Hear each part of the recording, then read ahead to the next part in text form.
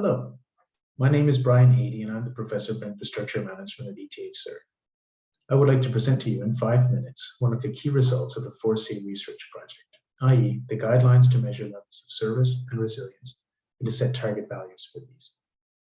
These guidelines will help ensure that transport infrastructure managers across Europe develop their own ways to measure levels of service and resilience and set targets for them taking into consideration the specific problem they want to address, time frame at disposition, the expertise available, the availability of data, and how the level of service and resilience are to be measured.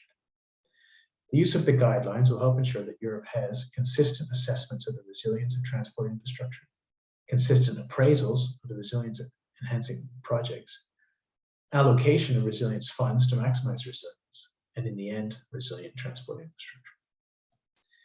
The use of the guidelines will improve the situation prior to the FORESEE project, where the measurement of service and resilience and the setting of targets was done in considerably different ways, rendering it impossible to make comparisons between transport systems. The guidelines are to be used by the highest ranking person responsible for the resilience of a transport system and the analysts of specific transport systems. The guidelines are contained in 2 reports marked here as deliverable 1.1 and 1.2. As they had sufficient resonance amongst the 6 transport agencies involved in the FORESEE project, as well as the transport agencies in our stakeholder reference group, these guidelines were consolidated into the CEN working agreement listed here and published at the end of 2021. Additionally, you can see here 2 publications that were done in the Journal of Infrastructure Asset Management, summarizing the guidelines and providing an example of how they can be used. After providing operational definitions of both service and resilience, the guidelines include graphical illustrations as to what these definitions represent using traditional resilience curves, as illustrated here using the measure of service travel time. The y-axis are either a measure of service, such as travel time or intervention costs. The x-axis is time. The green line represents the reference case with respect to the measure of service or intervention costs. The red line represents the decrease in service or increase in intervention costs that occurs during the disruptive event. The blue line represents the increase in service or reduction in intervention costs that occurs during restoration.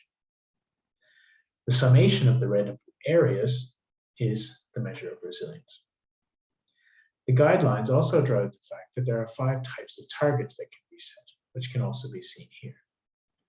The total time in which there are deviations from the reference case, and the maximum deviation from the reference case, the shapes of the decrease, increase in service, or increase, decrease in the rate of additional spending, and the total reduction in service or additional intervention costs. Once the definitions are out of the way, the guidelines discuss the steps to measure resilience and the steps to set targets. Given the positioning of the guidelines, these are defined at a high level, but they cannot be omitted. To measure resilience, it is first necessary to define the transport system being investigated, considering all 3 parts of the system, i.e. the infrastructure, the environment, and the responsible organization or organizations. The second step is to measure service, which involves providing a definition of service, determining how it is to be measured exactly, and then measuring it. Examples of measures of service are provided for both road and rail networks in the guidelines. The third step is to measure resilience, which involves the identification of the relevant parts of the transport system, determining how to measure the resilience, and then proceeding with the measuring of it. Resilience can be measured either directly using simulations or indirectly using indicators, as long as the values of the indicators are connected to the reductions in service or additional intervention costs. If it is not desired to connect resilience to either service or intervention costs, it is made clear that resilience in this case cannot be measured, but that it is possible to obtain an indication of resilience by estimating the percentage of fulfillment of the resilience indicators. The result, if indicators are used, are charts that show for specific indicators or sets of indicators the potential improvement in resilience that is possible with the improvement of the values of the indicators. The second part of the guidelines walks the reader through the steps required to set targets, which are gather all relevant stakeholders, determine determine stakeholder requirements beyond the legal requirements, and setting the targets. And then the setting targets,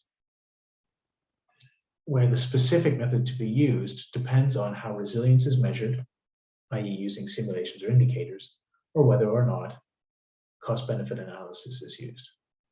Simple examples are given as to target sets that could be developed, considering either intervention costs or a measure of service, such as travel time, combinations of intervention costs and measure of service, and multiple hazards, such as a 500-year earthquake event and a 500-year flood event.